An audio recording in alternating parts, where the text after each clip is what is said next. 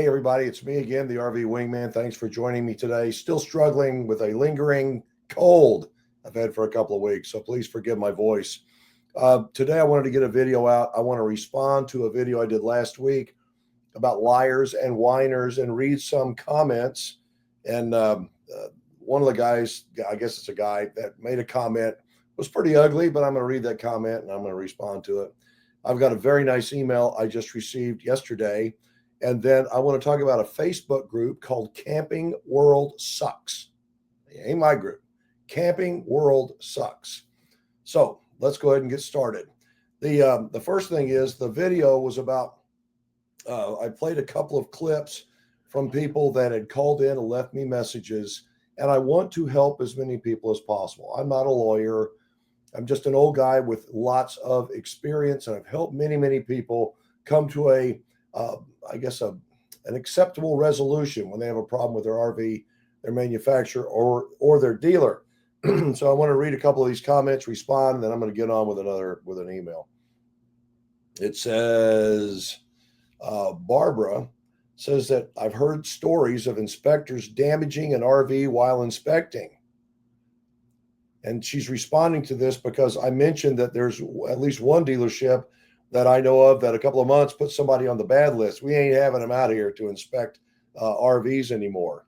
And I don't think it's because they were bad at all. I think if they're anything, they probably found more than the dealer wanted them to find. But Barbara said, I've heard of stories of inspectors damaging an RV while inspecting.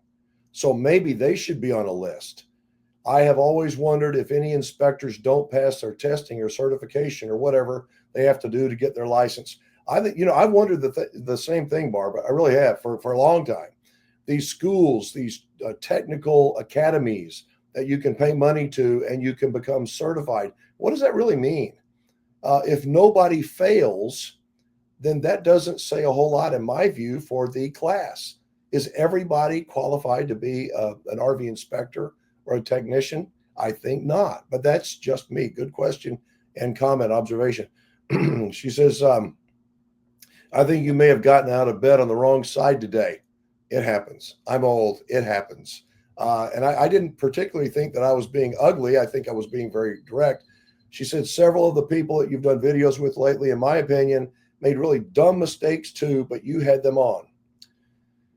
Okay, how do I say this politely? Barbara, they sound like dumb mistakes.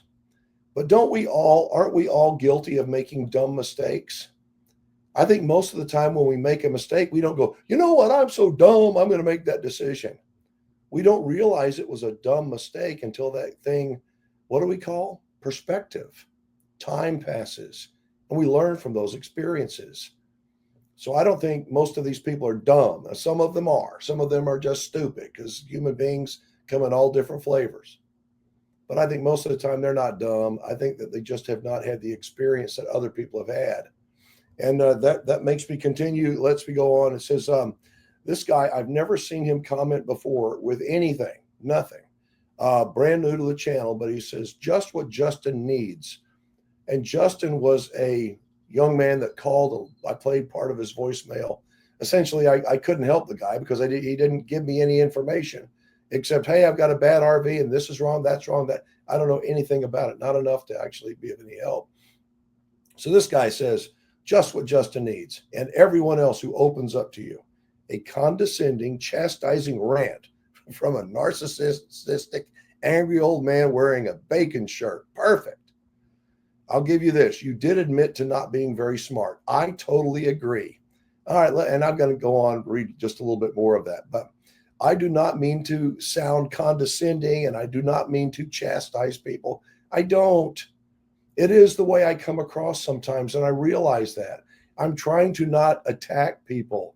I'm trying to call balls and strikes as I see them in an honest way, an unfiltered way, where you at least have an opportunity to go, ooh, because sometimes pulling the Band-Aid off, you pull it off, it hurts. And I think sometimes the truth does hurt. And I know that I can come across sometimes as condescending and pretty ugly. When I said that I did admit to not being very smart, you know what? What is your name? BJ0521. I used to be smart. I knew everything. And then I grew up. Then I got wise. Then I got older. Then I reflected, kind of like Barbara said about, people being dumb. I think that most of us, when we make our mistakes, we're not stupid. We're not dumb. Most of us, we are trusting. We do think that we live in denial. This ain't going to happen to me. And we get in these situations. So when I say I'm not very smart, it's because the older I get, the more honest I think that I'm being and going, man, there's always a different side to just about every story. It says, this guy continues, get some anger management therapy and try to get to the bottom of your underlying issues. And please take your own advice. Don't leave your good manners at home. Maybe it's time for you to take a break. Maybe it is. Maybe I shouldn't have done this video today because my terrible voice, but I did. I appreciate you for commenting. If you're new to the channel, that's what I do. I'm the RV Wingman. I'm not perfect. Like I said, I'm not a lawyer. I'm a former campground owner. I've loved RVing my entire life.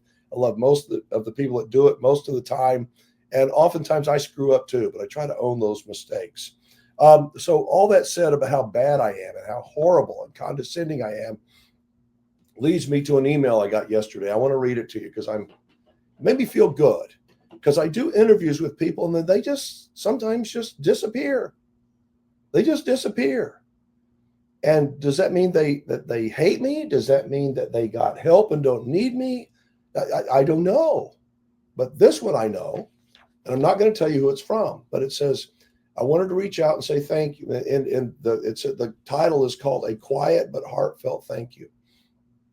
I wanted to reach out and say thank you truly for everything that you've done to support me through my RV situation. I'm no longer able to speak publicly about it or share any additional details on YouTube or social media. I'm sure you understand what that means. I think what that means, they signed an NDA. That's what that means. That's just what I think. Even though I can't say much, I want you to know how grateful I am that I had the chance to share my experience on your channel when I did. Your voice and advocacy played a bigger role in the outcome than I can properly express, and I sincerely credit your efforts with helping to move things in a better direction. You've often said that if a manufacturer ever asked for a video to be taken down, you'd honor that. And I mean that. If you come to some kind of an agreement that is satisfactory to you and the manufacturer requires me to take down a video, I can do that. You need to contact me. But this person says, they reminded me of that, says that wasn't part of any agreement in my case, but I believe your platform and willingness to spotlight stories like mine made all the difference. And I hope others will find our video to be able to benefit. This is probably all I can say, but I didn't want to disappear without letting you know how much it meant to have you in my corner. I'll continue watching your channel and cheering you on from the background with heartfelt appreciation, and I'm not going to mention their name. That makes me feel so good. I can't fix everything. Sometimes I can't fix myself. But this community, isn't this community about helping one another? It's not about trying to keep my solutions and suggestions, my perspective, a secret. Let them find out the hard way. I think if there was a way to not find out the hard way by having kind people, helpful people with a kind spirit to say, hey, I've made that same mistake and this is what's happened to me. I think that that's what we need more of. So these are two examples. The one guy saying that I'm not very smart. I'm not, but I like to think that I'm pretty honest. And I'm grateful to this person. And I have had many people that they haven't written an email like this, but they've let me know they have received a satisfactory conclusion, including buybacks of their RV, which doesn't happen very often. So with that said, I've got a little rant that I want to do, a mini rant about a Facebook group that I am a member of. Now, I mentioned the group at the top of this video, and I think you might want to check it out if you're on Facebook, especially if you're considering buying an RV through Camping World. Again, this group is not mine. I am simply a member of it, but it is vibrant. I promise you it's vibrant. Again, it's called Camping World Sucks, just as the name sounds. And let me say this. This is a group of real people with real stories, and a lot of them. Stories of, I think, frustration, of betrayal, and in some cases, heartbreak and literally total financial disaster. You could look at it like a support group, if you would, for folks who have been burned. A place to say, oh, you too? Well, me too. But here's the deal. And all of that is important. I think a group like Camping World Sucks is needed.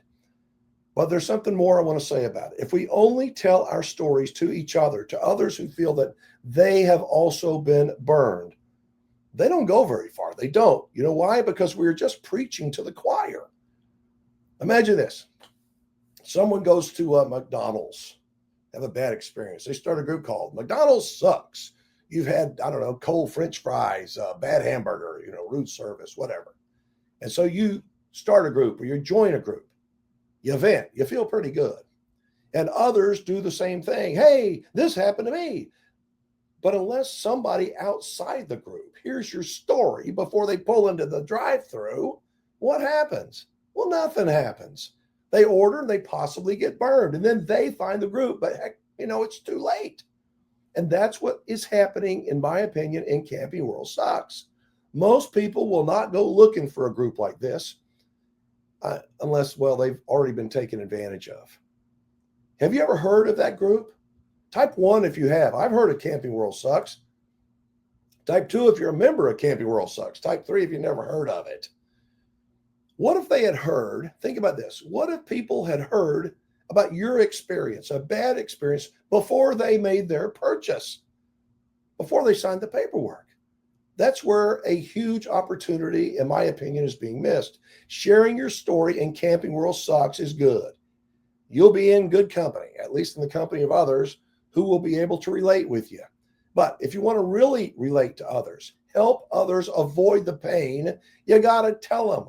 You got to tell them your story so it can be heard by people before they become victims. And that is why I invite you to join me around my virtual campfire. Let's visit. It's easy. It's a simple Zoom type of a call where we visit face to face. I'll ask you a few questions. You tell me your story and I take care of the rest. There's no pressure. There's no scripts, anything like that. Just honesty. And I promise you this, it is just a conversation. It ain't a presentation. It ain't some kind of a performance. I'll tell you, thousands of RVers will watch these videos, and some of them are standing right on the edge of making a big mistake. Your story could be the one that helps stop them. If you've ever said, man, I wish I'd known, I wish I knew before I bought from them, this is your chance to be that warning for somebody else. So if you're willing to share your experience and help others before they end up in Camping World Sucks, my 24-hour voicemail number is on the screen. So is my email address. They're also in the description down below. I am hopeful that today's video and this little rant makes some sense. And by the way, I am not the only YouTuber to help share your story. I'll guarantee you that. I am just a YouTuber who genuinely cares, even if I got a bad cold. And I promise to do my best to help spread the word, to protect others from making costly mistakes, and just maybe encourage Camping World to, how would you say it? Not suck. Yeah, that's it for today's video. Thank you so much for watching and for your comments, even from those folks who might think that I might need to take a class in anger management. I do hope to hear from you. Y'all be safe, have fun, play nice, and don't leave your good manners at home.